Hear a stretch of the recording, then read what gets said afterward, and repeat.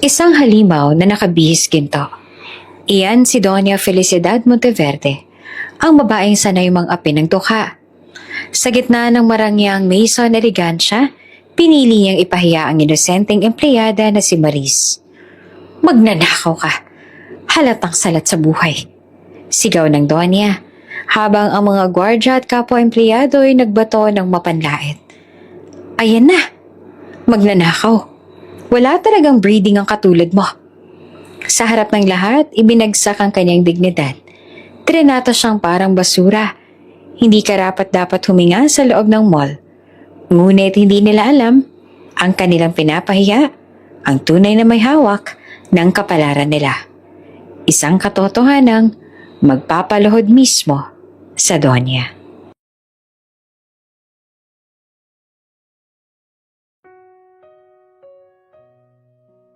Sa gitna ng lungsod, nakatayo ang Maison Elegancia, isang mall na hindi basta ordinaryong pamilihan, para itong palasyo ng mga sosyal, kung saan ang bawat sahig ay kumikislap sa mamahaling ilaw, at ang bawat butik ay naglalaman ng mga brand na tanging mga mayayaman lang ang kayang bumili.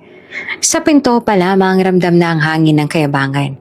Mula sa mga taong suot ang pinakabagong designer bags hanggang sa mga gwardyang halos hindi kumukurap sa pagbabantay. Ngayon, isa na namang araw ng pagpapakitang gilas para kay Doña Felicidad Monteverde. Kilala siya sa buong syudad bilang reyna ng lipunan. Isang babaeng hindi lamang asawa ng gobernador, kundi isang halimaw na nakabihis ng ginto. Sa bawat hakbang niya, kumakalansing ang alahas na tila ba pinapakita sa lahat na wala siyang kasing yaman at kasing kapangyarihan. Nakasunod ang 2 personal assistant na parang mga anino. Bit-bit ang mga paper bag mula sa huli niyang pinuntahang tindahan. "Bilisan ninyo, hindi ako maghihintay na parang empleyado rito." Mariing sabi ng Donya habang sumusulyap sa kanyang relo na may kumikislap pang diamante. Ang kanyang mga mata, malamig at mapangmata. Dumapo sa bawat empleyado na dumadaan, na para bang ang lahat ng tao ay mas mababa kesa sa kanya. Habang pumapasok sa jewelry section, agad naglakad ang mga tauhan ng tindahan. Papalapit, nakangiti at nakayuko. Alam nila ang ugali ni Donya.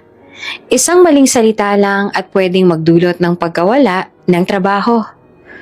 Ang manager pa nga ay agad na lumapit. Halos hindi makatingin ng diretsyo. "Magandang hapon po, Doña Felicidad." Bati nito na may kasamang nanginginig na tinig. "Narito po ang aming bagong koleksyon mula Paris." Ngumisi ang Donya. Tila ba aliw na nakikita ang lahat ng tao sa paligid nanginginig sa kanya. "Ipakita mo. At siguraduhin mong walang kaparehong ibang mayayaman dito. Ayoko maging ordinaryo." Madiin niyang sagot. Habang ipinapakita ng mga sales lady ang iba't ibang alahas, doon niya unang nasilayan si Maris.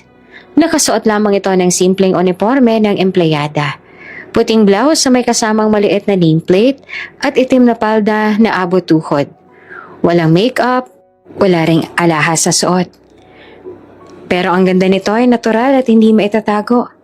Ang kanyang maamong mukha, mapupungay na mga mata, at banayad ng ngiti ay agad na nakatawag pansin, hindi lamang sa mga customer, kundi maging sa ilang empleyado na lihim na naiinggit. Nakangiting tinulungan ni Maris ang isang matandang babae na hirap magsukat ng singsing. "Huwag po kayong mag-alala, Lola. Ako na pong kukuha ng tamang size para sa inyo." Magiliw niyang sabi. Halatang sanay siya sa pakikitungo sa tao. May hinahon at puno ng respeto. At sa bawat ngiti niya, tila may kakaibang aliw na naibibigay sa mga taong nakapaligid. Ngunit, para kay Doña Felicidad, ang ngiting iyon ay parang apoy na kumakain sa kanyang loob. Habang tinitingnan niya si Maris, kumukulo ang dugo niya. Sino bang babaeng to para agawin ang atensyon sa loob ng lugar na dapat akong bituin? Bulong niya sa sarili. Ang mga mata niya ay nagdilim, puno ng inggit na matagal nang nakabaon sa kanyang pagkatao. Pinanood niya si Mariz mula sa malayo. Nakasandal sa upuan habang pilit na pinapanatili ang kanyang mapanuksong ngiti. Sa bawat kilos ng dalaga, mula sa maingat na pagbubukas ng kahon ng alahas, hanggang sa masinsinang pakikipag-usap sa mga customer, lalo lamang siyang naiinis. Para ba ang simpleng presensya ni Mariz ay isang insulto sa kanyang pagiging donya. Trina, bulong niya sa isa sa kanyang mga tauhan. Sinong babaeng yan? Bakit parang siyang bida dito? Donya, siya po si Mariz. Isa lang po siyang empleyada dito. Bago lang din po siya pero magaling daw makitungo sa mga customer. Mabilis na sumagot ang babae, sabay sulyap ng masama kay Mariz. Empleyada lang pala. Malamig na tugon naman ni Felicidad. Pero tingnan mo kung paano siyang umingiti. Akala mo kung sinong prinsesa? Nakakairita. Patuloy pa ang pagmamasid ng Donya at sa loob-loob niya unti-unti nang umusbong ang isang plano. Plano kung paano niyang ibabagsak ang dalagang iyon na wala namang laban sa kanya. At sa bawat segundo ng kanyang titig, mas nagiging malinaw. Hindi siya titigil hanggat hindi niya nakikitang nakayoko si Mariz sa kahihiyan. Samantala, walang kamalay-malay si Mariz na siya pala ang susunod na bibiktamahin ng isang makapangyarihang babae. Sa simpleng araw na iyon, akala niya ay isa lamang ordinaryong trabaho ang kanyang haharapin. Ngunit hindi niya alam, sisimula na ang kwento ng kanyang kapalaran. Maingay ang paligid ng jewelry section ng Maison Elegancia. Kumikinang ang mga chandelier. Kumakalat ang halakhak ng mga mamimili. At bawat galaw ng mga sales lady ay puno ng kaba habang sunod-sunod ang bawat utos ng Donya. Nakatayo si Felicidad sa gitna, parang isang reyna sa entablado. Hawak-hawak ang mamahaling bag na kumikislap sa liwanag. Ang lahat ng mata ay nakatuon sa kanya. Ngunit ang mga mata niya ay nakapako kay Mariz. Hoy, ikaw! Malamig na tawag ng Donya. Sabay turo kay Mariz na noon ay inasikaso ang isang kahon ng bagong dating na hikaw mula Italy. Ilapit mo nga yung alahas dito. Nagulat si Mariz ngunit agad siyang ngumiti at lumapit. Opo, Donya. Eto po, bagong koleksyon mula. Hindi pa niya natatapos ang biglang sumabat si Felicidad. Malakas at sarkasikong tawa ang pinakawalan. Bagong koleksyon? At sa'yo ipapahawak ng manager ang ganitong klase ng kayamanan? Diyos ko, baka madumihan ang mga kamay mo na sanay lang sa paghahawak ng mop at walis. Natahimik ang buong section. Ang ibang empleyado ay napatigil. Ang ilan ay nagkatinginan. At may ilang pang lihim na napangiti na parang tuwang-tuwa na may napahiya imbes na sila. Donya, mahina at nanginginig na sabi ng manager. Si Mariz po ang pinakamahusay na staff. Kaya siya po ang shut up. Singhal na Felicidad sabay turo sa manager. Hindi ko kailangan ng palusot mo. Ang sinasabi ko lang, hindi dapat hinahawakan ng mga mababang uri ang ganitong klase ng bato. Hindi bagay sa kanila. Nakatungo si Mariz. Ramdam niya ang init sa kanyang mga mata. Ngunit hindi niya pinayagan ng sarili na umiyak. Huminga siya ng malalim. Pinilit ng umiti. At mahinahon niyang ibinalik ang alahas sa velvet tray. Pasensya na po, Donya. Hindi ko po intensyon na makainsulto. Singhal ulit ng Donya. Sabay-sabay ng tingin sa paligid. O ayan, mga customer. Mag-ingat kayo. Huwag niyong ipapahawak ang mga alahas sa kung sino-sino lang. Baka maglaho. Napailing ang ilang nanonood. Ang ibang mayayamang customer ay natawa at sumabay sa biro ng Donya. Habang ang iba na may tahimik lamang at umiwas ng tingin, ayaw makisangkot.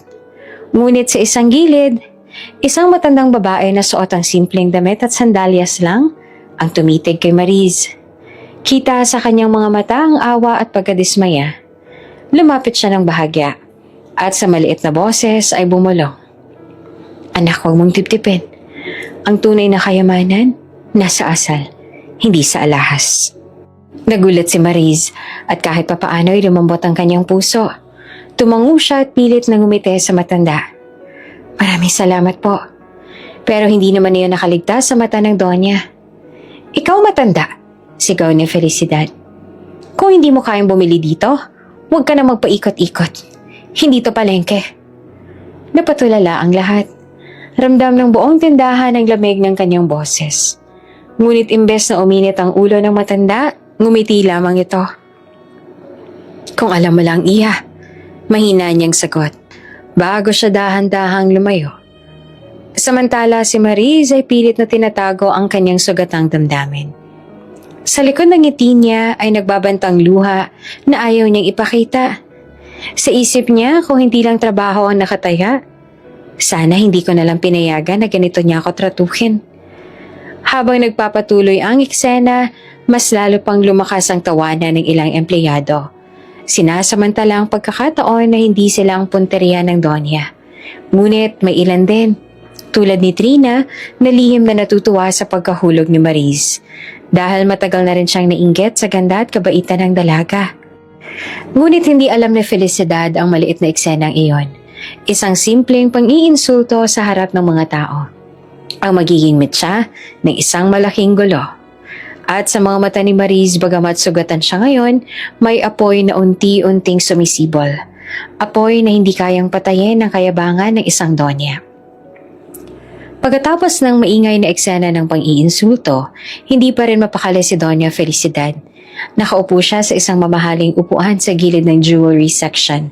Hawak ang kanyang bag na may kumikislap na ginto at diamante. Sa bawat sandali, ang mga mata niya ay nakatutok kay Mariz na patuloy na abala sa pagtulong sa mga customer. Kahit anong gawin niya, hindi niya matanggap na tila ba hindi naaapektuhan ng dalaga sa kanina ay pang-aalipos na niya. Ang mas masakit pa, heto at patuloy na bumabalik ang mga mamimili at karamihan sa kanila, si Mariz ang hinahanap. Donya, mahinang bulong ni Trina, isa sa mga assistant niyang laging nakadikit sa kanya. Alam niyo po ba, marami talagang customer ang bumabalik dito dahil kay Mariz. Ang sabi nila, mabait daw, maasikaso at parang kaibigan ng pakikitungo. Kaya mas pinipili nilang siyang kumausap kesa sa ibang empleyado. Napakunot ang noon ng Donya. Kumulo ang dugo. Ano? Ibig sabihin, mas pinapabura nila ang isang dukhang empleyada kaysa sa akin na siyang tunay na dahilan kung bakit narito sila sa mall na ito?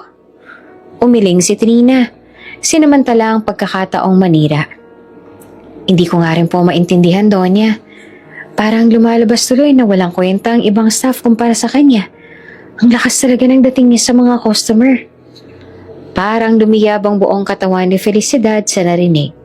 Ang kuko niya ay halos bumaon sa armrest ng inuupuan. Hindi niya matanggap na isang simpleng babae lamang na walang tugong mayaman ang magiging sentro ng atensyon sa kanyang teritoryo. Huwag kang mag-aalala, Trina. Mariing sabi ng Donya. Mababa ang boses na puno ng panlilin lang. Hindi magtatagal at mawawala rin ang kinang nagdalagang yan. Ako mismo sisira sa kanya. Nilingon niya ulit si Mariz. Nakita niyang nakangiti ito habang inaasikaso ang isang pamilyang bumibili ng relo. Ang ngiting iyon, simple, totoo, at hindi pilit. Ang lalong nagpagatong sa kanyang galit. Hindi to pwede. Bulong niya sa sarili. Dito mismo sa Maison Elegancia. Ako ang dapat tanging pinapahalagahan. Walang sino man ang may karapatang umagaw ng spotlight ko. Lalo na ang isang dukha. Dahan-dahang umikot ang labi ng Donya sa isang mapanganib na ngiti. Sa kanyang isip, unti-unti niyang hinahabi ang bitag. Hindi sapat ang pang-iinsultong ginawa niya kanina. Kailangan mas malaki, mas kahindik-hindik, at siguradong hindi na makakaangat pa si Mariz. Maganda ka, Tina. Dagdag pa niya. Mula ngayon, sisiguraduhin kong ang bawat mata dito sa mall ay makikita kung gaanong kababa ang babaeng yan. At doon nagsimula ang masusong plano ni Doña Felicidad Monteverde. Isang planong magpapabagsak sa dalagang wala namang kalaban-laban. Matao ang jewelry section ng Maison Elegancia ng araw na iyon. Sa ilalim ng kumikislap na chandelier, tila isang entablado ang bawat counter, puno ng mamahaling banto, gintong alahas at mga mamimiling nakadamit pang sosyal. Ngunit higit sa lahat nangingibabaw ang presensya ng isang tao, si Doña Felicidad Monteverde. Nakatayo siya sa isang sulok, hawak-hawak ang mamahaling clutch bag, habang pinagmamasdan ng bawat galaw ng mga empleyado, lalo ng isa, ang dalagang si Mariz, na walang kamalay-malay na siya pala ang susunod na bibiktimahin ng Donya. Trina. Bulong ng Donya sa kanyang assistant. Handa ka na ba? Opo, Donya. Sagot naman ni Trina na halatang kinakabahan. Pero, sigurado po ba kayong hindi niya malalaman? Umikot ang mga mata ni Felicidad, puno ng panunuya. Kung may malalaman, ako ang unang makakaalam. Gawin mo na. Ipahamak na natin ang babaeng yan. Tahimik na lumapit si Trina sa display. Sa mabilis na kilos, kinuha niya ang isang kahon na may lamang kwintas na purong diamante. Lihim niyang inilapit iyon sa tray na hawak ni Mariz, na abala naman sa pag-aayos ng mga singsing para sa isang customer. Sa dami ng kahong hawak ng dalaga, hindi niya napansin na may nadagdag na hindi niya kinuha. Ilang sandali pa, lumapit ang dalawang gwardiya na tila may hudyat mula sa Donya. Malamig ang boses ng isa. Miss, ano tong hawak mo? Nagulat si Mariz. Napatingin sa tray. Doon niya nakita ang kahong hindi niya maipaliwanag kung paanong napunta roon. Binuksan niyo ng gwardiya. Isang makinang na kwintas ang bumungad. Diyos ko! Sigaw ng isa pang empleyado. Kwintas yan na koleksyon galing Paris. Agad na kumalat ang bulungan ng mga tao. Magnanakaw ba siya? Ang kapal naman ng mukha. Empleyada na nga, pati ba naman alahas kukunin pa? Sayang ang gandang bata. Parang binuhusan ng malamig na tubig si Mariz. Ramdam niyang nanlalamig ang kanyang katawan. Nanginginig ang mga kamay. Pilit niyang nilunok ang tuyo niyang lalamunan at nagsalita. Bagamat halos wala ng boses. Hindi ko po ito kinuha. Wala po akong alam kung paano napunta to sa tray ko. Pero imbes na pakinggan, mas dumami lang ang bulungan. Ang ibang empleyado ay nanahimik. Pero halata sa mukha ang pagdududa. May ilan namang lihim na natutuwa. Lalo na ay naiinggit kay Mariz mula pa noon. Lumapit ang manager. Halatang balisa. Mariz, totoo ba ito? Nanginginig ang tinig niya. Pero halatang nahihiya na rin dahil nakatingin ang mga customer. Napahawak si Mariz sa dibdib. Halos umikbi na. Sir, hindi po ako magnanakaw. Hindi ko po gagawin yun. Hindi ko po hahawakan ng bagay na hindi akin. Sa gilid naman ng eksena ay nakaupo si Doña Felicidad, nakangiti. Pinakawalan niya ang boses na puno ng pagkukunwari. Nakakaawa naman. Sayang, maganda pa naman siya. Pero magnanakaw pala. Nakakahiya. Parang bombang sumabog ang bulungan ng mga tao. Kung mismong Doña na nagsabi, di totoo na yan. Hindi pwedeng magkamali ang mga Monteverde. Naku, napakawalang hiya naman. Sa mall mismo pa nagtangkang magnakaw. Tuluyang tumulo ang luha ni Mariz, pero pilit pa rin siya nagsalita. Hindi po ako magnanakaw. Kailangan niyo pong maniwala sa akin. Ngunit walang gustong makinig. Ang mga tingin ng lahat ay parang matatalas na kutsilyo na sabay-sabay tumutusok sa kanya. Ang bawat bulungan ay parang sampal na paulit-ulit sa kanyang mukha. Ang ilang customer halatang nagmamalinis. Itinaas pa ang kilay. Nakakadiri. Mabuti na lang nahuli agad. Sa susunod, mas mag-iingat tayo. Hindi porket nakangiti ay malinis ang hangarin. Nanginginig na yumuko si Mariz. Halos hindi na makagalaw. Pakiramdam niya, kahit huminga ay nagiging kasalanan na rin sa harap ng mga tao. At sa gitna ng lahat, si Doña Felicidad nakatagilid. Nakapatong ang isang kamay sa baba at ngumiti ng malalim. Isang ngiti ng isang taong pakiramdam niya'y panalo sa laban. Para kay Felicidad, sapat na ang eksenang iyon. Nakitang nahihiya, umiiyak at pinapahiya si Mariz sa harap ng lahat. Isang bitag na mukhang matagumpay. Ngunit sa likod ng mga luha ni Mariz, may nagmimingas na apoy. Isang munting tinig sa kanyang puso na nagsasabing, hindi dito matatapos ang lahat. Mainit ang ilaw ng lobby ng Maison Elegancia, tila spotlight na nakatutok sa isang entablado. Ang marmol na sahig ay kumikislap at ang mga malalaking chandelier ay nagbubuga ng liwanag na lalo pang nagbibigay-bigat sa sitwasyong nagaganap. Sa gitna ng ingrandeng lugar na to, nakatayo si Mariz. Halos hindi makahinga sa bigat ng lahat ng matang nakatingin sa kanya. Pinatawag siya ng manager sa gitna ng lobby para magpaliwanag. Ngunit alam niya, hindi iyon pagtatanong. Isa itong palabas. At siya ang bida ng kahihiyan. Mga customer at empleyado. Malakas na anunsyo ng manager. Hawak ang mikropono na karaniwang gamit para sa mall promotion. Ang staff na ito, si Mariz, ay nahuling may hawak na alahas na hindi sa kanya. Kailangan niyang magbigay ng paliwanag. Parang kulog ang sumunod, daan-daang mata ang sabay-sabay na tumitig sa kanya. Ang mga customer, nakadamit ng mamahalin at may dalang shopping bags. Nakahalukip-kip na para bang sila ay mga hurado. Ang mga empleyado, nakatayo sa gilid. Halos hindi makatingin ng diretsyo. Ang ilan ay nagbulungan. Ang iba ay napailing. Ang iba naman ay umismid. Magnanakaw daw? Grabe, dito pa mismo sa mall nagtangka? Sayang, mukha pa namang disente. Nanginginig ang tuhod ni Mariz. Ang pakiramdam niya ay hindi na siya makagalaw. Pinilit niyang itaas ang mukha at magsalita. Kahit nanginginig ang tinik. Hindi po ako magnanakaw. Wala po akong ginawang masama. Hindi ko alam kung paanong napunta ang kwentas na yan sa tray ko. Ngunit bago pa siya matapos mula sa harapan, ay tumayo si Doña Felicidad. Dahan-dahan siyang naglakad. Ang takong ng kanyang sapatos ay kumahlabog sa sahig. Bawat tunog ay parang martilyo na nag-uukit sa kahihiyan ni Mariz. Nakatingin siya sa dalaga. Kunwari may asawa sa mga mata. Ngunit ang labi ay may mapanuksong ngiti. Sayang, malakas niyang sabi, para marinig ng lahat. Maganda pa naman siya. Maayos pa naman kung titingnan. Pero magnanakaw pala. Nakakahiya. Umalingaw-ngaw ang lobby sa bulungan at halakhak.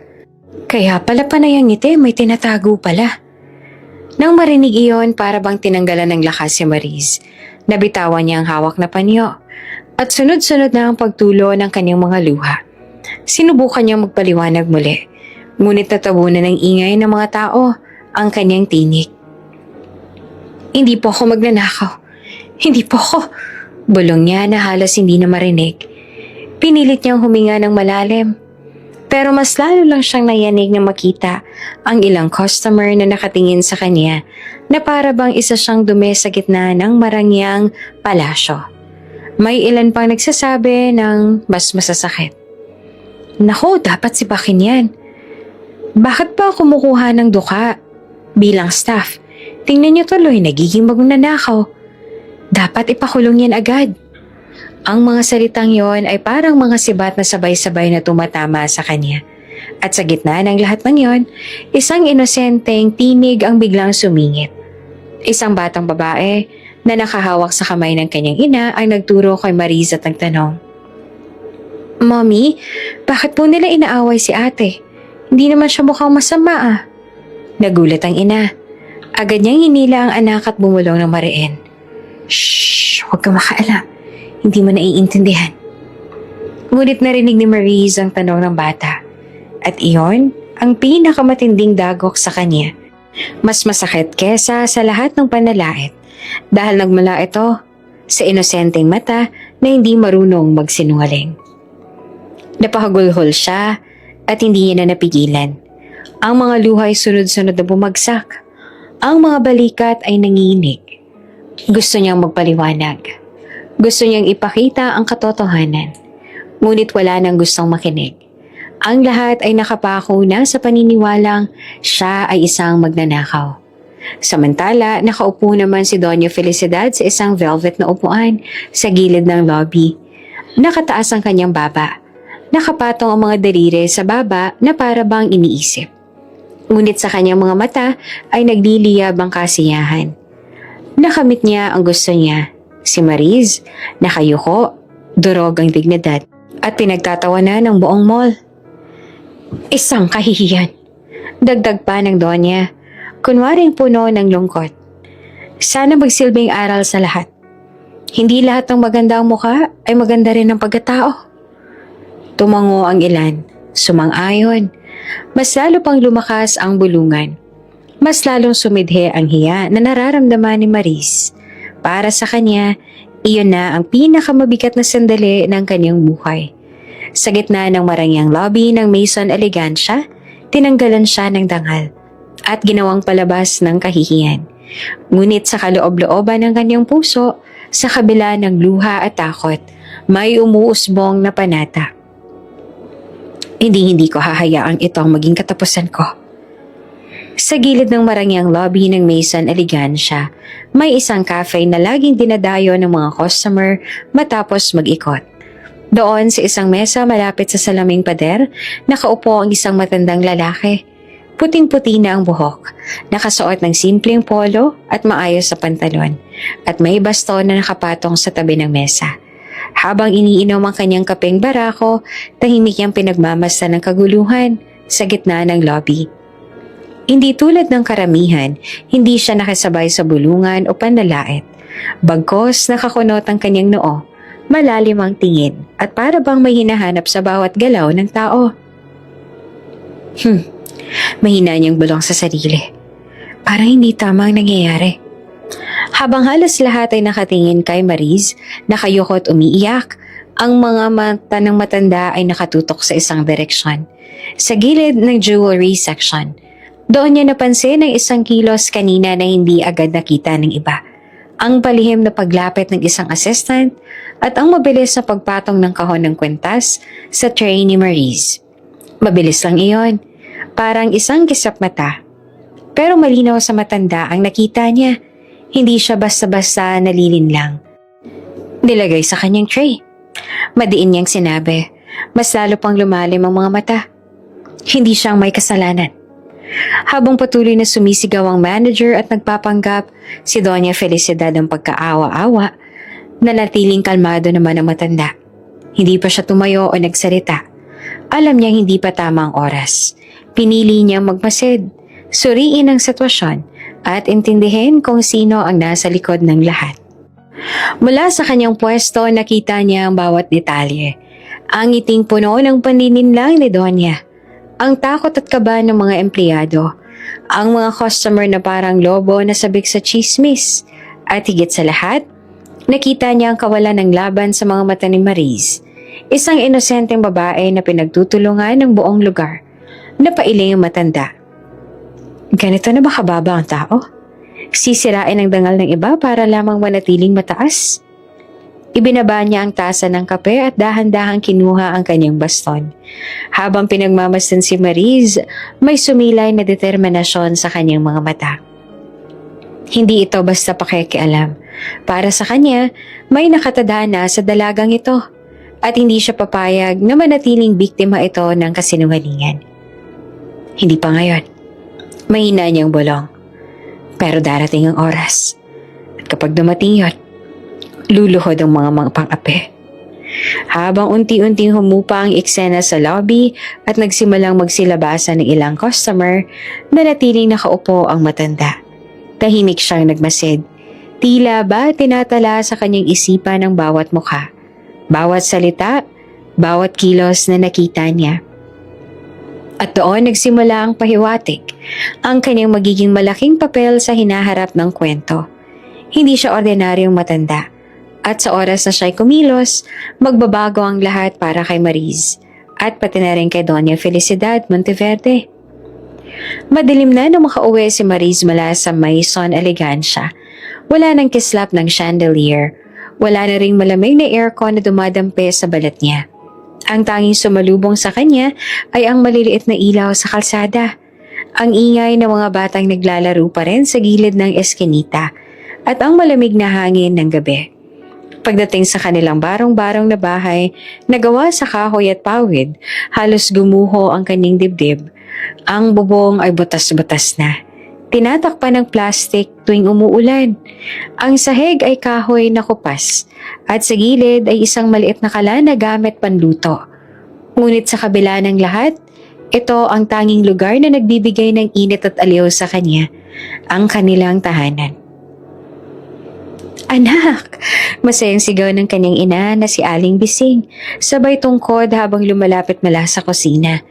Bakit ang tagal mo? Kanina pa kita hinihintay. May ginisang gulay ako, paborito mo.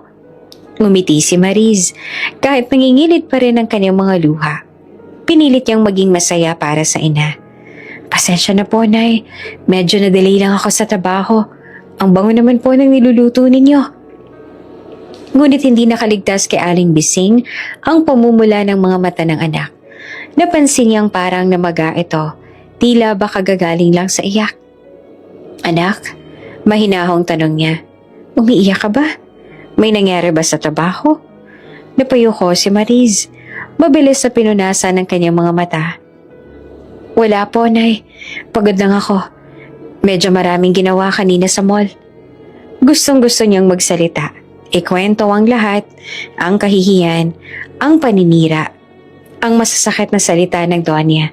Pero nang makita niya ang ina, payat at mahina na ang katawan, naisip niyang huwag na lang idagdag pa ang bigat. Sigurado ka ba, anak? Tanong muli ng ina, hawak ang kanyang kamay. Tumango siya at pilit na ngumiti. Opo naman, Nay. Huwag na po kayo mag-alala. Kaya ko naman. Kinagabihan matapos silang kumain ng simpleng hapunan, maagang natulog si Aling Bising. Ngunit si Mariz nakaupo sa gilid ng kama, nakatanaw sa maliit na bintana. Sa labas, tanaw mga bituin na kumikislap sa dilim. Doon niya na hindi napigilan ng mga luha. Tahimik siyang umiyak. Ayaw niyang magising ang kanyang ina. Hawak-hawak niya ang maliit na panyo na binigay ng ina noong una siyang pumasok sa trabaho. Doon niya pinahid ang bawat patak ng luha. Bawat sakit na hindi niya maibulalas kanina. Bakit ganito, Panginoon? Bulong niya sa isip. Wala naman akong ginawang masama. Bakit kailangan kong ipahiya sa harap lang lahat? Ngunit sa kabila ng paghihinagpis, isang bagay ang malinaw sa kanya. Hindi siya pwedeng manatili sa ganitong kalagayan. Hindi siya pwedeng sumuko. Pinunasan niya ang kanyang luha at dahan-dahang huminga ng malalim. Sa loob-loob niya, nangako siya. Darating ang araw, babangon ako. Hindi habang buhay ako magiging tampulan ng paninira. Ipapaalala ko sa lahat na mali sila at hindi ako magnanakaw. At sa gabing iyon, kahit sugatan ng puso, natulog si Mariz ng may panibagong pag-asa sa kanyang dibdib. Isang pag-asa na hindi basta mapapatay ng kahihiyan. Kinabukasan, balik na naman ang gulo sa Maison Elegancia. Maraming customer ang bumalik dala ng chismis tungkol sa magnanakaw na empleyada. Parang apoy na kumalat ang balita. At para sa karamihan, isa iyong babala na kahit sino ay maaaring madapa. Ngunit sa gitna ng ordinaryong araw ng mall, muling nagbalik ang matandang lalaki na kahapon ay tahimik na nagmamasid. Nakasuot siya ngayon ng simpleng Amerikana, dala ang baston at may seryosong anyo. Habang naglalakad, halata ang respeto ng mga nakakasalubong. Para bang kahit hindi nila siya kilala, ramdam nilang hindi siya basta-basta. Umupo siya sa parehong cafe na tinambayan niya kahapon. Habang iniinom ang mainit na kape, tinawag niya ang isang janitor na abala sa paglilinis ng sahig. Iho, tawag niya na malumanay ang boses. Ikaw ba ang naka-duty kahapon dito? Napatingin naman ang janitor, medyo nagulat. Opo sir, nandito po ako mula umaga hanggang gabi. Bakit po? Lumapit ang matanda at ibinaba ang tinig. Napansin mo ba ang nangyari sa empleyadong babae? Yung pangalan ay Mariz. Napakamot ng ulo ang janitor, halatang nag-aalangan. Opo, nakita ko po pero mahirap na pong magsalita. Baka mawalan pa ako ng trabaho. Ngumiti ang matanda at marahang inilabas mula sa bulsa ang isang maliit na calling card na may nakaukit na pangalan at logo. Nang makita iyon ng janitor, nanlaki ang kanyang mga mata. Hindi niya man masabi ng malakas, alam niyang may bigat ang taong kaharap niya. Wala kang dapat ikatakot, iho. Mahinang sabi ng matanda. Sabihin mo lang ang totoo. Anong nakita mo bago nangyari ang lahat? Huminga ng malalim ang janitor. Sir, nakita ko po si Trina. Yung assistant po ng Donya, may kinuha siya sa display tapos inilagay sa tray ng babae. Ang bilis po, para siyang sanay na sanay. Tapos mamaya, dumating na yung gwardya. Para bang planado ang lahat. Tumango ang matanda, hindi nagulat. Gaya ng inaasahan. Bulong niya. Nagpatuloy siya sa pagtatanong. At ang Donya? Anong ginawa niya bago ang gulo? Nakita ko pong parang may sinenya siya sa gwardya. Pagkatapos po noon, saka lumapit at nagsalita. Para bang siya mismo ang direktor ng palabas. Mas lalong tumalim ang mga mata ng matanda. Hindi na siya simpleng nakamasid. Nagsisimula na siyang magsaliksik. Nang matapos ang usapan, tinapik niya ang balikat ng janitor. Salamat, iho. Huwag ka mag-alala. Walang masamang mangyayari sa'yo. Bantayan mo lang ang sarili mo. Pagbalik niya sa mesa, inilabas niya ang isang maliit na leather notebook. Sinulat niya ang lahat ng impormasyon. Pangalan ng Donya, pangalan ng assistant, at mga oras ng pangyayari. Sa likod ng notebook nakalagay ang selyo ng isang malaking korporasyon. Isang palatandaan na siya may koneksyon sa mahigit pa sa iniisip ng lahat. Mason Elegancia. Bulong niya habang pinagmamasdan ng paligid. Kung alam lang ng Donya kung sino talaga may hawak na to.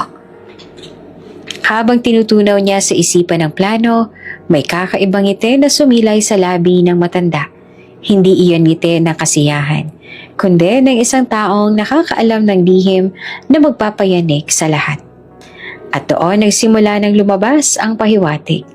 Ang matandang ito ay hindi ordinaryong tao. May ugnayan siya sa tunay na may-ari ng Mason Elegancia. At sa tamang oras, gagamitin niya ito para iligtas ang inosenteng si Mariz at pabagsakin ang mapanlinlang na si Doña Felicidad Monteverde. Sa isang pribadong lounge sa ikalawang palapag ng Mason Elegancia, nakaupo si Doña Felicidad Monteverde habang iniikot-ikot ang baso ng red wine. Bagamat napanood niya na kahapon ang kahihiyan ni Mariz sa gitna ng lobby, hindi pa rin siya mapakali. Para sa kanya, kulang pa.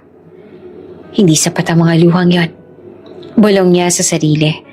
Hindi ako titigil hanggat hindi siya nawawala sa mundong to ng Mason Elegancia. Sa harap niya ay nakaupo ang manager na balisa, pawis na pawis, at hindi makatingin ng diretso. Donya, baka naman po pwedeng bigyan ng pagkakataon si Mariz. Matagal pa siyang hindi napapatunayan na talagang huwag kang tatanga-tanga. Singhal ng Donya, sabay hampas ang baso sa mesa. Ayoko na ng kahit anong paliwanag. Ang gusto ko, ngayon din, sibakin siya. Ayoko na siyang makita dito kahit na kailan. Nanlaki yung mata ng manager. Pero Donya, wala pong matibay na ebidensya. Baka po makaapekto sa reputasyon ng mall kung mali ang paratang. Napahagalpak ng mapait na tawa si Felicidad. Reputasyon? Ako ang reputasyon ng mall na ito. Ako ang Monteverde.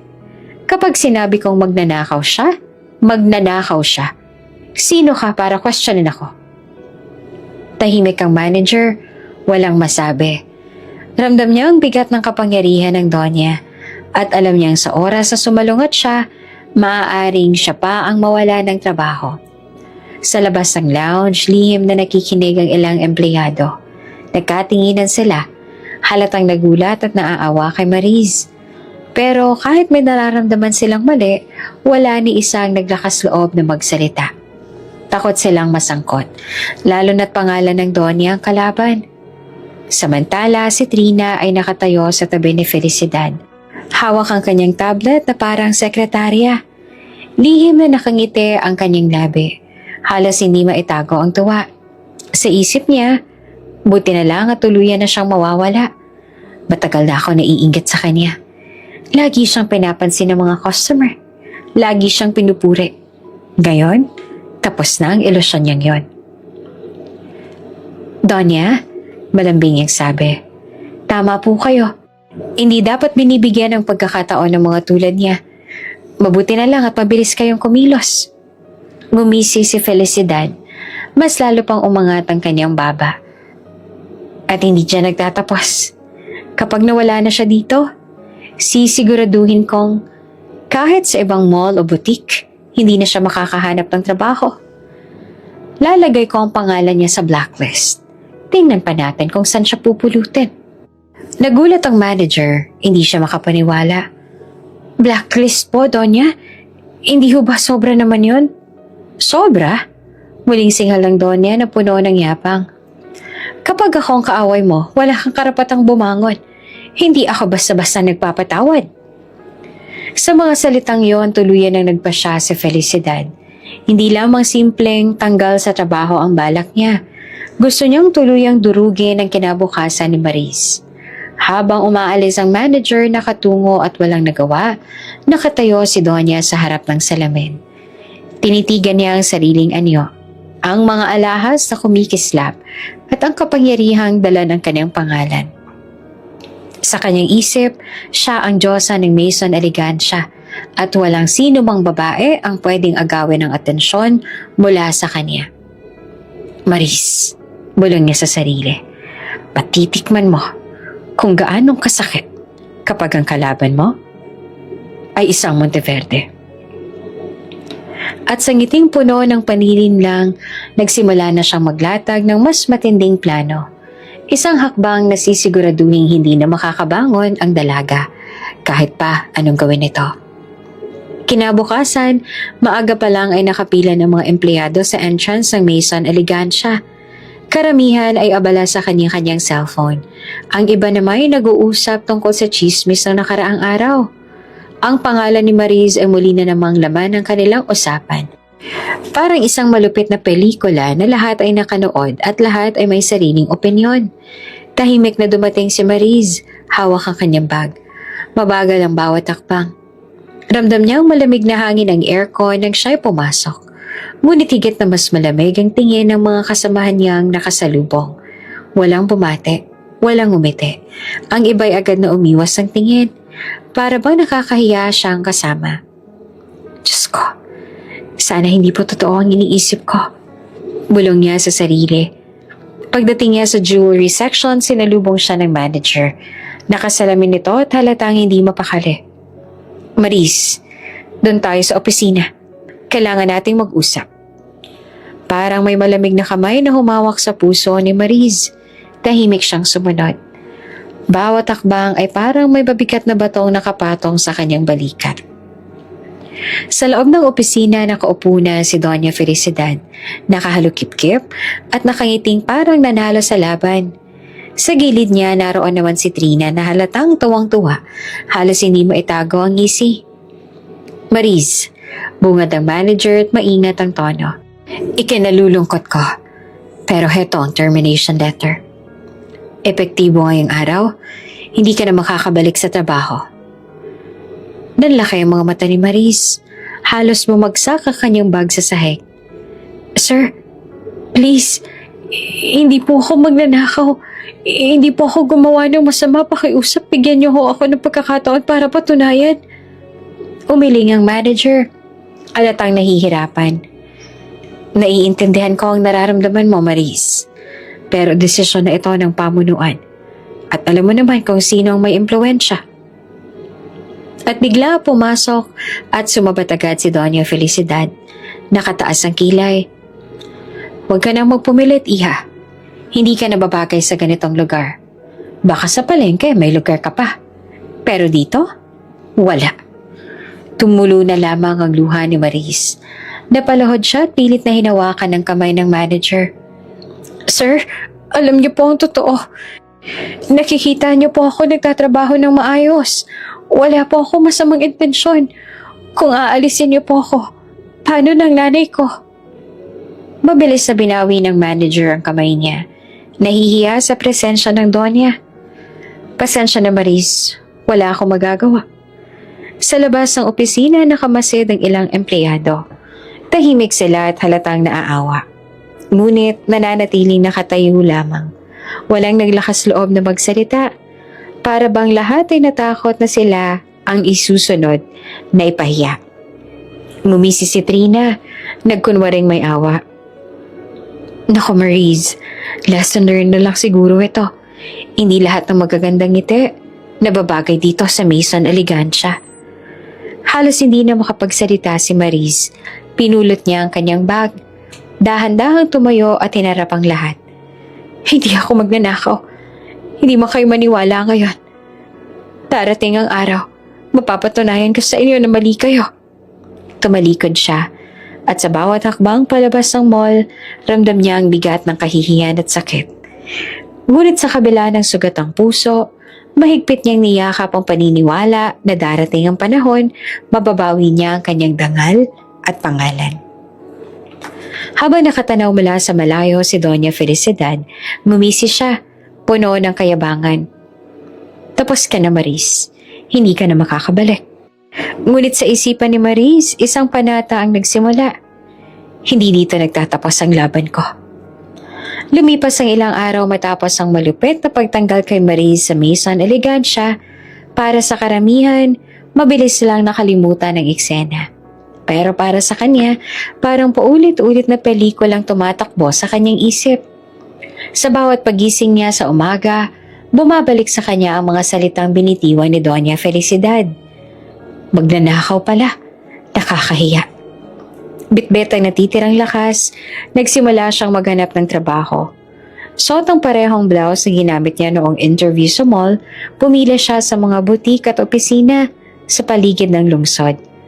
Ngunit sa bawat pagkakataon, iisa lamang ang nagiging resulta. Pasensya na, miss, pero fully staffed na kami. Ah, ikaw pala yung galing sa Maison Elegancia. Pasensya na ha, hindi ka fit sa standards namin. Babalikan ka na lang namin pero sa ngayon, hindi ka papasok. Sa una ay akala niya ay normal lang na pagtanggi. Ngunit habang tumatagal, napansin niyang iba ang tingin ng mga nag-i-interview. May halong pag-aalinlangan. May bulungan sa gilid at laging nauuwi sa parehong sagot. Hindi ka natanggap. Mabilis na kumalat ang chismis. Sa mundo ng retail at serbisyo, sapat na ang isang masamang balita para tuluyan kang mawala ng lugar. At para kay Maurice, ang bansag na magnanakaw ay parang tatak na hindi niya na matanggal. Sa kabila ng lahat, hindi siya sumuko. Pinilit niyang maghanap ng sideline. Nagsimula siyang magbenta ng kakanin sa kanto. Gamit ang maliit na puhunan na hinihingi niya sa isang kapitbahay. Sa ibang araw naman naglalabada siya sa mga bahay ng malalapit na kapitbahay. Minsan tumutulong siya sa tindahan kapalit ng kaunting pera o bigas. Anak, sabi ng kanyang ina isang gabi habang sila'y kumakain ng lugaw. Baka naman sobra ng ginagawa mo. Ayoko makita kang nahihirapan ng ganito. Tumigil ka na kaya muna. Magpahinga ka. Umiling naman si Maurice. Pinilit na umiti kahit pagod na ang katawan. Nay, hindi pwede. Kailangan natin ng pangkain. Kailangan ko rin ipakita na kaya kong lumaban. Huwag kayong mag-alala sa akin. Ngunit nang matulog ang kanyang ina, doon ay muling bumagsak ang luha ni Maurice. Tahimik siyang humikbi. Pinipigilan ng sariling bumigay. Ang mga kamay niyang sugatan sa paglalaba ay pinisil niya ng mahigpit para ipaalala sa sarili na hindi siya dapat sumuko. Hindi ako magnanakaw. Hindi ako masamang tao. Darating din ang araw. Mababawi ko ang pangalan ko. Sa kabila ng lahat ng hirap, mas lalo siyang tumitibay. Ang bawat pagtanggi, bawat chismis, bawat hirap na dinaranas niya ay nagsisilbing apoy na lalo pang nagpapalakas sa kanyang loob. At sa kanyang puso, nakaukit na ang pangakong kahit anong mangyari, babangon siya at ipapakita sa lahat ang katotohanan. Maagang nagising si Maurice kinabukasan. Pagod pa ang katawan mula sa paglalabada kahapon, pero kailangan niyang bumangon. Sa maliit na mesa, inilatag niya ang mga balot ng kanin na ginawa pa ng kanyang ina kagabi. Sapin-sapin, kutsinta at puto. Iyon ang kanyang ibebenta sa kanto ng palengke at sa harap ng mga tricycle terminal. Maghapon siya nakatayo sa ilalim ng araw. Paulit-ulit na sumisigaw ng, "Kakanin po, bagong luto!" Habang ang ibang tindera ay may malalaking payong at mesa, Siya naman ay may maliit na basket lamang at panyo sa balikat. Kahit pawisan at nanlilimahid, pinipilit niyang umiti sa bawat dumadaan. Ilang oras na nakalipas, medyo mahina ang benta. Ilang customer ang umiwas ang makilala siya. Mga dating bumibili sa Maison Elegancia. Narinig pa niya ang bulungan ng dalawang ginang. Siya yun, diba? Yung magnanakaw sa mall? Nako, kahit kakanin niya, baka galing pa yan sa nakaw. Napakagatlabi si Mariz. Masakit pero tiniis niya. Hindi ako magnanakaw. Darating ang araw, malalaman din nila ang totoo. Bulong niya sa sarili. At sa oras na yon, isang matandang lalaki ang lumapit. Suot nito ang simpleng polo na may dalang baston at ang mga matay matalim, ngunit puno ng kabaitan. Si Lolo mismo na nakamasid noong araw ng insidente. Tingin ko masarap yan, sabi ng matanda habang tinitingnan ng mga kakanin. Magkano ang 3.80? Nagulat si Mariz, pero agad siyang umiti. 20 lang po, Lolo. Fresh pa po, kagabi lang po ito niluto. Kinuha ng matanda ang wallet at iniabot ang bayad. Pero higit pa sa halaga ang iniabot niya, isang ngiting puno ng respeto. Ang sipag mo naman, iha. Sa edad mong yan, imbes na sumuko, heto ka't kumakayod pa rin. Nag-init ang mata ni Mariz, hindi dahil sa iya, kundi dahil sa tuwa. Matagal na mula nang may taong pumuri sa kanya ng totoo. Salamat po, Lolo. Kailangan ko po para sa nanay ko. Tahimik na tinekman ng matanda ang 80 pagkatapos ay tumango. Masarap. Ramdam ko ang pagod at pagmamahal na nilagay mo rito. Sandali naman siyang natahimik. Tapos ay biglang nagtanong. Banayad ang boses. Iha, totoo ba yung sinasabi nila tungkol sa'yo sa mall? Napatigil si Mariz. Hindi alam kung paanong sasagot. Sanay na siya na kapag tinanong iyon, agad siyang huhusgahan. Pero sa mga mata ng matanda, nakita niya ang kakaibang tingin. Hindi pang huhusga, kundi pag-unawa. Hindi po totoo, Lolo. Sagot niya na namumuo na naman ang luha. Hindi ko po ginawa iyon. Pero kahit anong paliwanag ko, wala pong nakikinig. Para bang lahat gusto na lang akong husgahan. Tahimik lang na tumango ang matanda. Alam ko, nagulat si Mariz. Po, alam ko na hindi mo ginawa. Ulit ng matanda, matatag ang boses. At huwag kang mag-alala, ang katotohanan, kahit gaanong katagal, lalabas din. Napahawak si Mariz sa dibdib niya, para bang gumaan ang mundo sa simpleng linyang iyon. Salamat po, Lolo. Kahit isang tao lang sana ang maniwala, sapat na para makayanan ko. Ngumiti ang matanda at iniabot muli ang wallet.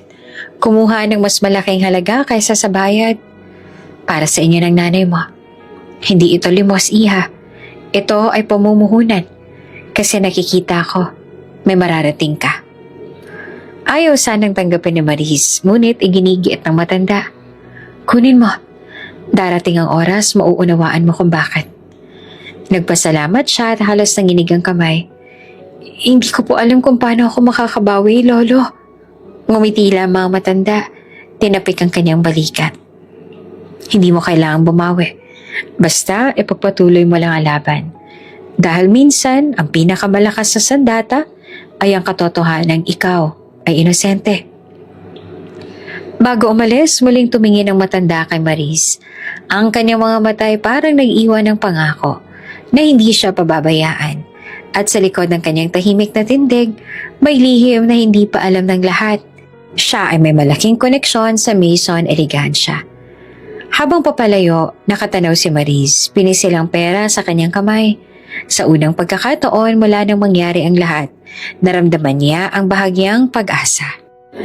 Isang linggo matapos ang kahihiyan ni Mariz, tinawag ng pamunuan ng Maison Elegancia ang lahat ng department heads para sa isang pulong.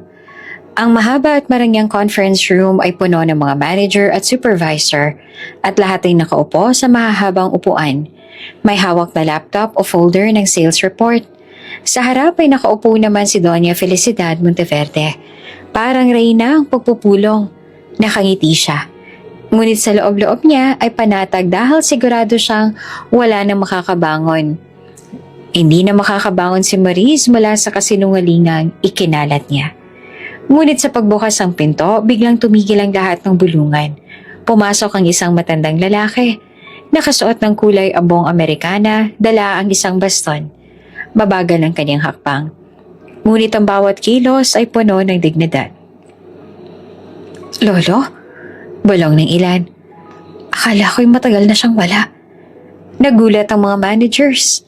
Matagal na nilang hindi nakikita ang matandang ito, na minsan na nilang nakasama sa mga pulong noon pa.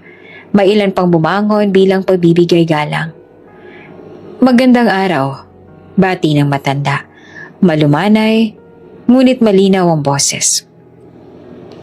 "Narinig ko ang tungkol sa isang insidente dito kamakailan, at bilang taong may malasakit sa Maison Elegancia, hindi ko kayang manahimik."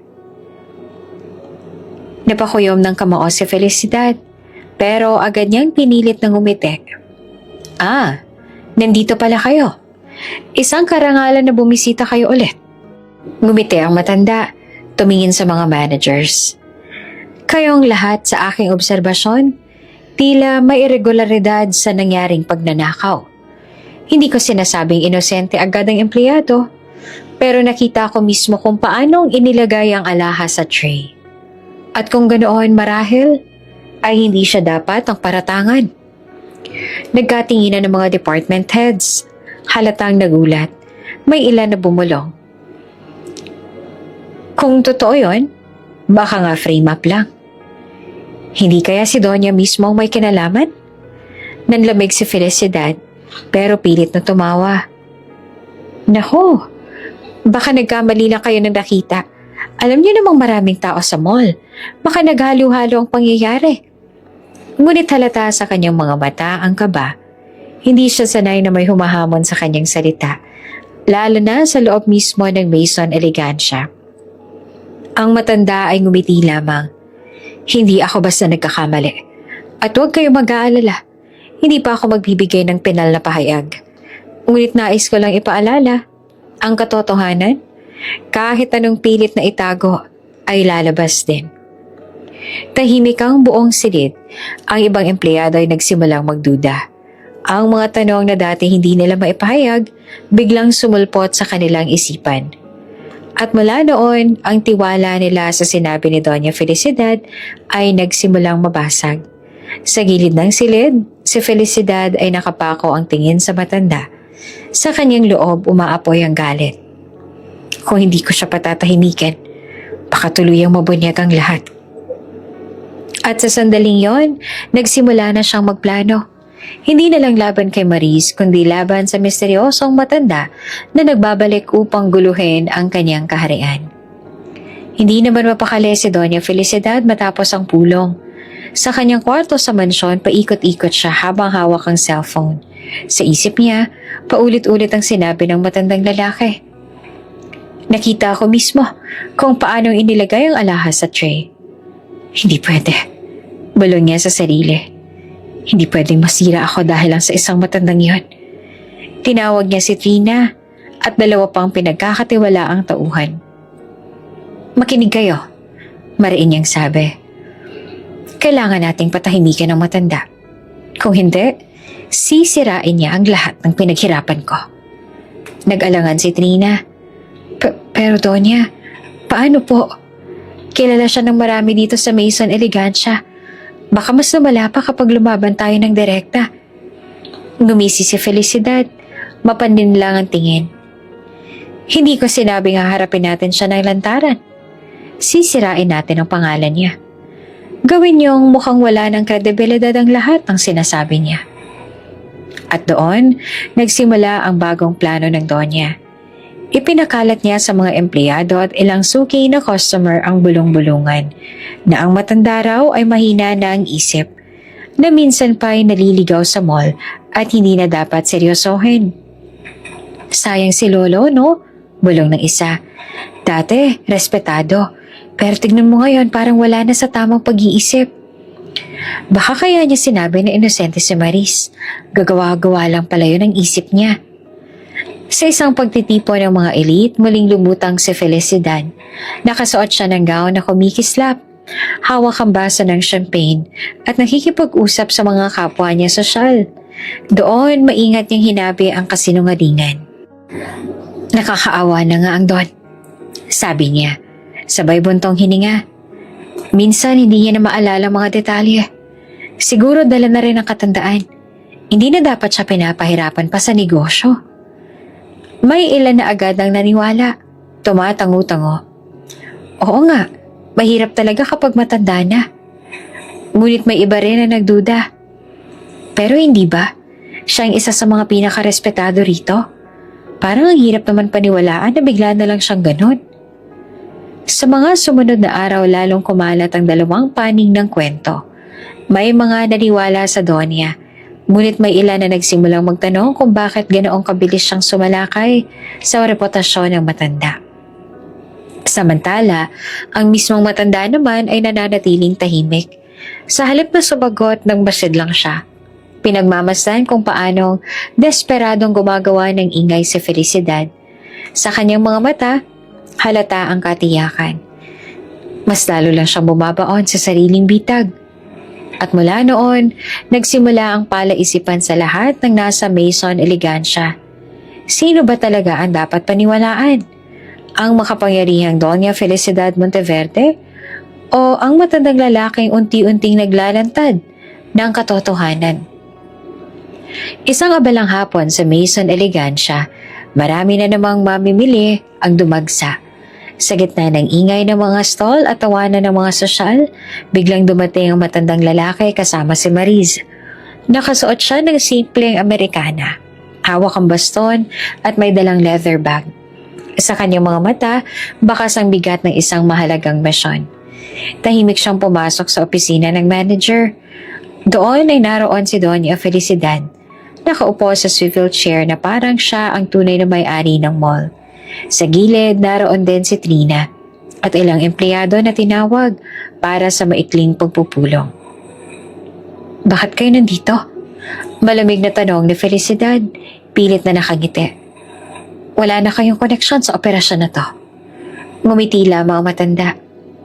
Siguro'y wala, pero may dala akong bagay na hindi ninyo inaasahan. Mula sa kanyang bag, inilabas niya ang isang tablet. Pinindot niya ito at biglang umilaw ang screen. Doon lumabas ang malinaw na video recording mula sa security cam ng jewelry section. Sa video, makikita si Trina na palihim na kinuha ang isang kahon mula sa display at inilagay sa tray ni Mariz. Nagulat ang lahat. May ilan pang napabitaw ng hikab ng pagkagulat.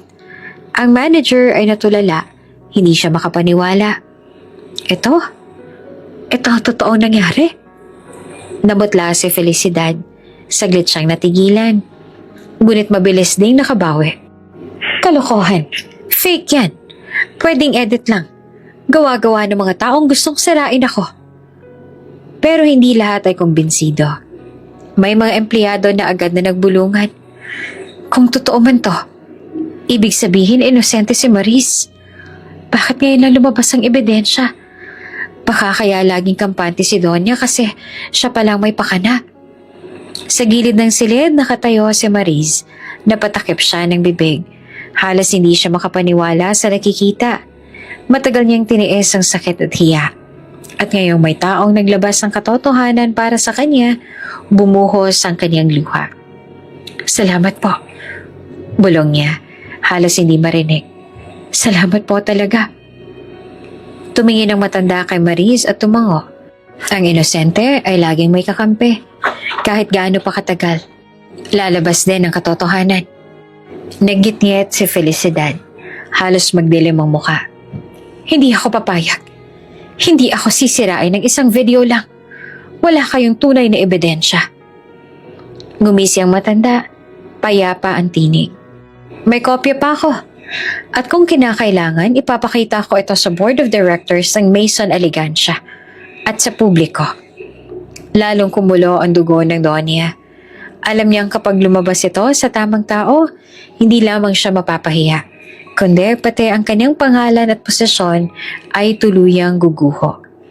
Nagsimulang magduda ang manager at pati ang ibang empleyado hindi na sigurado kung kanino maniniwala. Ang matanda at ang Donya ay nakatitigan. Parang dalawang mandirigma bago sumabog ang mas malaking laban. At sa sandaling iyon, nagsimula na ang pinakamapanganib na yugto ng kanilang konfrontasyon. Dahil may ebidensya na at hindi na pwedeng itago pa ang katotohanan. Nanatiling tahimik ang conference room matapos ipakita ng matanda ang video.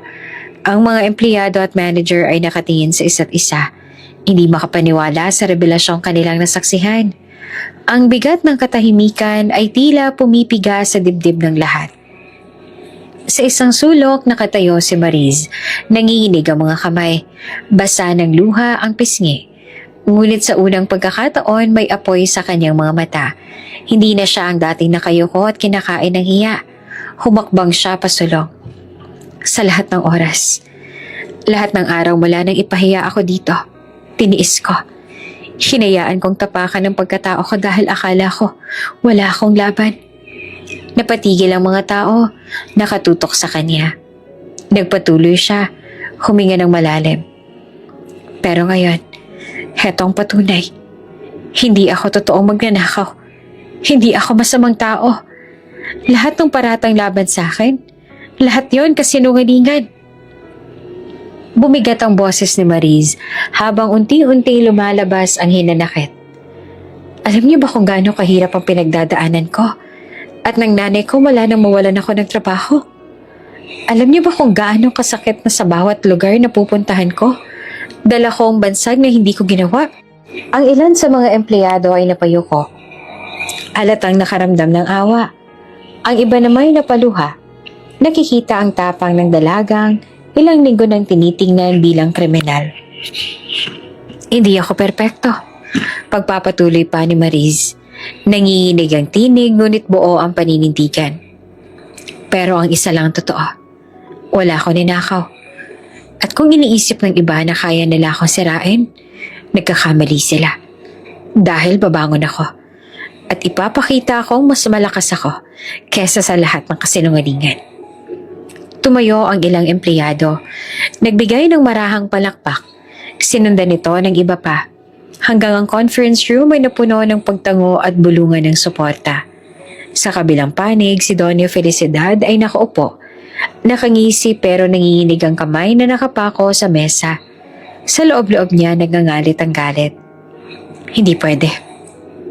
Hindi ako matatalo ng isang ordinaryong babae. Drama lang yan, sigaw niya bigla. Pilit na matapang. Huwag kayong paluloko sa luha niya. Lahat ng to scripted lang para makabalik siya rito. Ngunit halata sa tono niya ang panggigigil. At sa mga mata ng mga nakikinig, unti-unti nang nababawasan ang bigat ng kanyang salita. Tahimik namang nakaupo ang matanda. Hawak pa rin ang kanyang baston. Ngunit habang pinagmamasdan niya si Mariz na matapang na humaharap, may munting ngiti sa kanyang labi. Para bang sinasabi niya sa kanyang isip, eto na, unti-unti nang lumalabas ang tapang na matagal nang nakatago sa kanya. Lumapit si Mariz kay Donya, diretso ang tingin. Kung sa tingin mo ay kaya mong sirain ang pangalan ko, nagkakamali ka. Hindi ako titigil hanggat hindi ko napapatunayang mali ka. Napuno ng tensyon ng silid.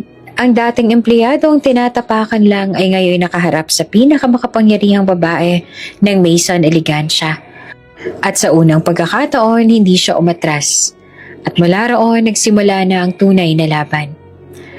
Mabilis na kumalat ang balita sa loob at labas ng Maison Elegancia. Isang video ang nagpapakita kung paanong palihim na inilagay ng assistant ni Doña Felicidad ang mamahaling kwenta sa tray ni Mariz. Unay bulong-bulungan lang ito sa mga empleyado. Pero kalaunan, nakarating na rin sa mga customer at ilang miyembro ng board. Fake daw ba talaga ang video? Tanaw na isang suki habang bumibili ng relo. Pero diba kitang-kita, ang hirap namang itanggi. Sagot ng isa. Habang dumarami ang usapan, lalo ring lumalaki ang pressure sa pamunuan ng Maison Elegancia. Kaya't agad na nagpatawag ng emergency meeting ang board of directors sa malaking conference hall. Dumalo lahat ng department heads, ilang empleyado at mismong si Doña Felicidad. Naroon din si Mariz, kasama ang matandang lalaki na unang naglabas ng ebidensya. Tahimik ang silid nang ipakita muli ang video. Sa malaking screen, muling napanood ang lahat kung paanong palihim na inilagay ni Trina ang kahon sa tray ni Mariz. Malinaw ang bawat galaw. Bawat segundo, wala nang espasyo para sa duda. Hindi totoo yan. Halos pasigaw na sabi ni Felicidad. Edited lang yan. Gawa ng mga taong naiinggit sa akin. Ngunit may biglang tumayo. Isa sa mga security guard na naroon noong araw ng insidente. Pasensya na, Donya. Pero nakita ko rin kung paano may sinenyas kayo bago lumapit ang mga guard. Noon pa ako nagdududa pero ngayon malinaw na ang lahat. Nagulat ang mga tao. Sumunod pa ang isa pang empleyado na naglakas loob din. Ako rin po. Nakita ko si Trina na may kinuha. Pero natakot ako magsalita noon. Nagkagulo na ang bulungan sa silid. Ang bigat ng mga boses na sumasang-ayon ay lalong nagpatibay na may katotohanan sa ebidensya. Sa gitna ng lahat, dahan-dahan tumayo si Mariz. Hindi na nanginginig ang kanyang tuhod. Hindi na rin bumubulwak ang kanyang luha. Buo ang kanyang tinig. Maraming salamat po sa mga nagsalita ng katotohanan. At salamat din sa naglabas ng ebidensya. Matagal ko rin pong tiniis ang kahihiyan. Pero ngayon, heto ang katotohanan. Hindi po ako magnanakaw.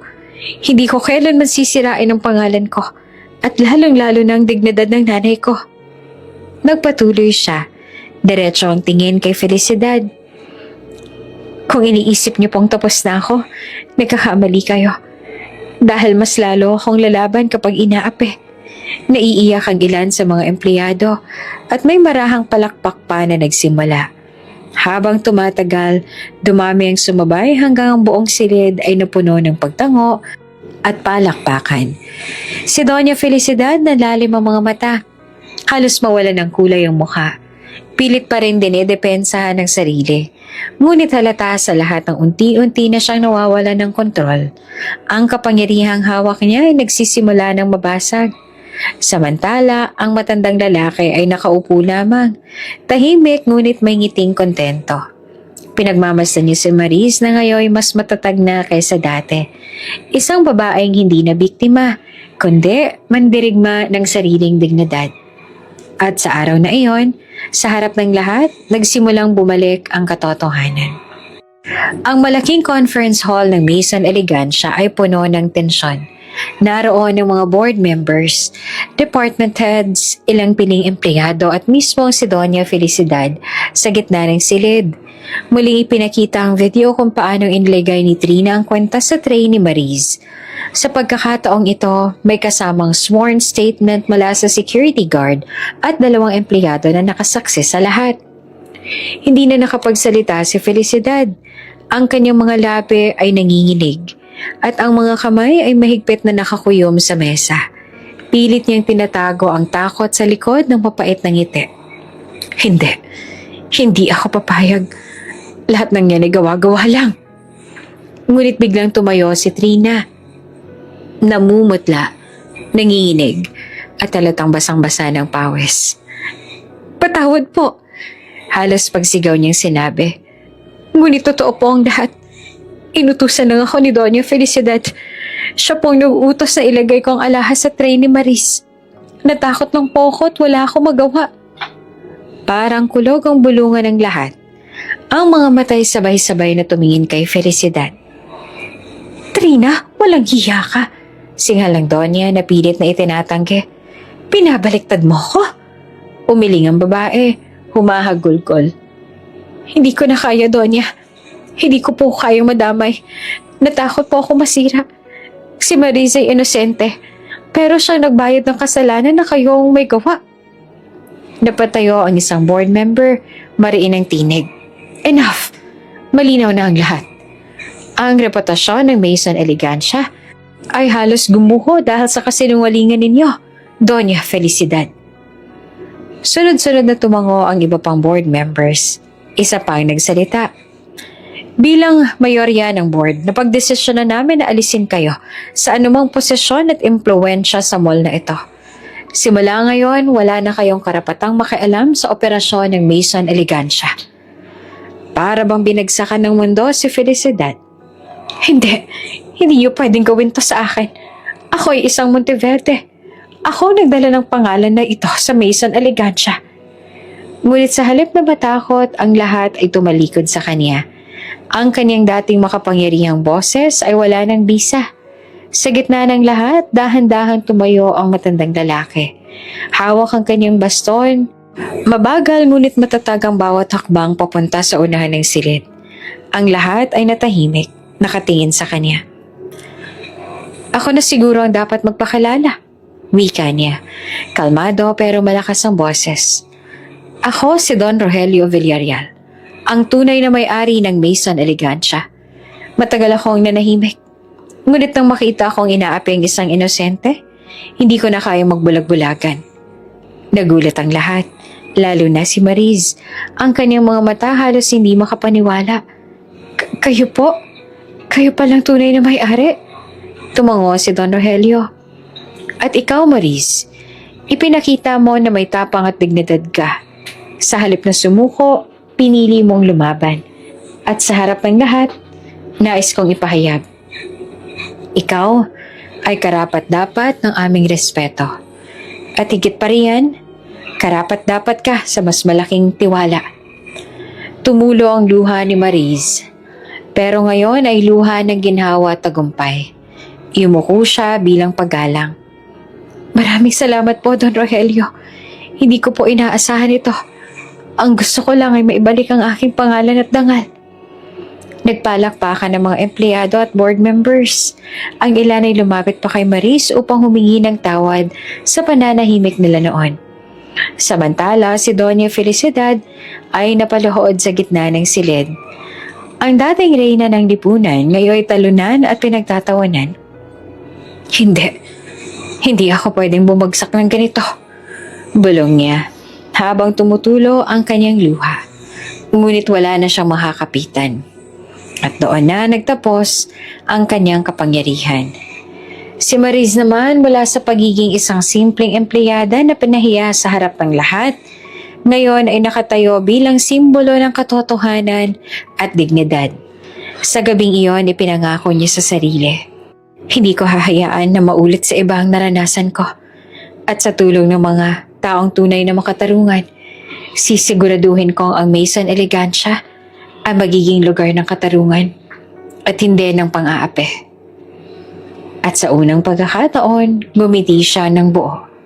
Ngiting tanda ng panalo.